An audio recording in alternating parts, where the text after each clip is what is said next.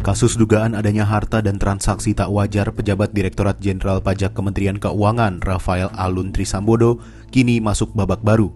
Setelah kasusnya naik ke status penyelidikan di Komisi Pemberantasan Korupsi, kini Rafael terancam dipecat sebagai ASN oleh Menteri Keuangan Sri Mulyani. Seperti diketahui, KPK dan PPATK mengendus adanya dugaan tindak pidana pencucian uang oleh Rafael. Selain itu, yang bersangkutan telah menutupi harta miliknya dengan tidak mencatatkan di dalam LHKPN. Dengan status penyelidikan ini, KPK bisa lebih fokus dalam menelusuri kepemilikan harta, baik yang tertulis di LHKPN maupun yang tidak tercantum.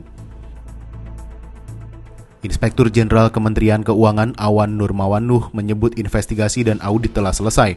Ada rekomendasi pemecatan terhadap Rafael Alun Trisambodo karena terbukti pelanggaran disiplin berat. Menteri Keuangan Sri Mulyani pun setuju Rafael dipecat.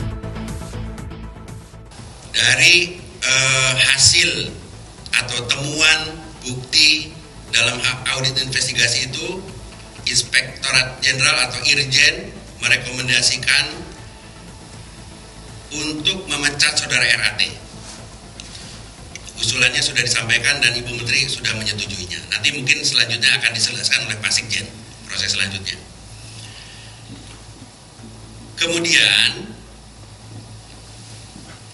kami juga menemukan bahwa dalam laporan harta kekayaan saudara RAT itu ada kepemilikan perusahaan-perusahaan. Gitu. Nah, ini juga termasuk pihak terafiliasi. Jadi kami, Inspektorat Jenderal, juga telah merekomendasikan kepada Direktorat Jenderal Pajak untuk melakukan pemeriksaan kepatuhan perpajakan. Adapun proses hukum terhadap AG, anak yang berkonflik dengan hukum dalam kasus penganiayaan Kristalino David Ozora terus bergulir. Kasus ini diketahui melibatkan putra Rafael Alun Trisambodo, Mario Dandi Satrio, yang telah ditetapkan sebagai tersangka. Rabu 8 Maret 2023, penyidik Polda Metro Jaya berencana memeriksa AG untuk menggali keterangan lebih lanjut terkait kasus ini. Kuasa hukum AG mengklaim kliennya akan bersikap kooperatif dan siap menjalani pemeriksaan polisi. Ia menyesalkan tidak adanya pendampingan bagi AG sebagai anak yang berkonflik dengan hukum. Ya, kita kan masuk dari Polres ya Mbak ya. Institusi pemerintah yang hadir itu kita lihat tidak ada institusi pemerintah yang hadir. Pas pemeriksaan itu kita hanya didampingi oleh kuasa hukum dan wali dari klien kita ini Mbak. Jadi kita mau menegaskan belum ada institusi pemerintah yang khusus terkait anak datang benar-benar mendampingi klien kita ini Mbak. Sementara itu, Kapolda Metro Jaya Irjen Fadil Imran pada Selasa 7 Maret menjenguk David Ozora di Rumah Sakit Mayapada Kuningan, Jakarta.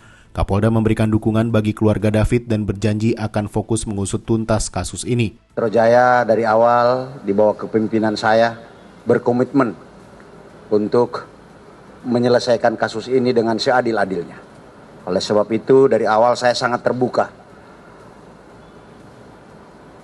mendapat masukan dari teman-teman Ansor, dari LBH Ansor, dari masyarakat pada umumnya, dari para pakar, agar proses hukum kasus ini bisa maksimal. Terkait perkembangan kondisi David, Jonathan Latumahina, ayah David, lewat akun media sosial pribadinya mencuit David kini sedang memasuki fase pemulihan emosional.